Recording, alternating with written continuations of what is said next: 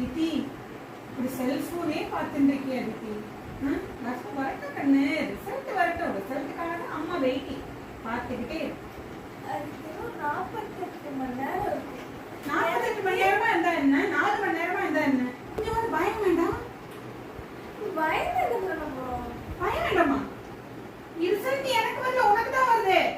எனக்கு தெரியும். என்னதான் நினைச்சிட்டு இருக்க, எனக்கு புரியவே இல்லை தித்தி. எவ்வளவுதான் மார்க் வாங்க போற நீ? எவ்வளவு வாங்கினாலும் நான் படிக்க தான் போறேன். படிச்சு திருப்பி எழுத போறியா? எப்படி எழுத முடியும்? எப்படி அப்புறம் சொல்ற? எனக்குலாம் அப்படியே பயம் பத்திரம் அப்படியே இருக்கிறேன். பயந்துட்டு இருந்தேன் தெரியுமா 10th ரிசல்ட் வரும்போது. எல்லாத்துக்கும் பயந்துட்டே இருப்பியா? நீ கொஞ்சம் கூட பயப்பட மாட்டேங்கிறியே.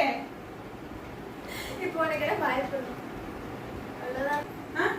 நீ எவ்வளவு மார்க் வாங்குவ சொல்லு? 200 வாங்குவியா?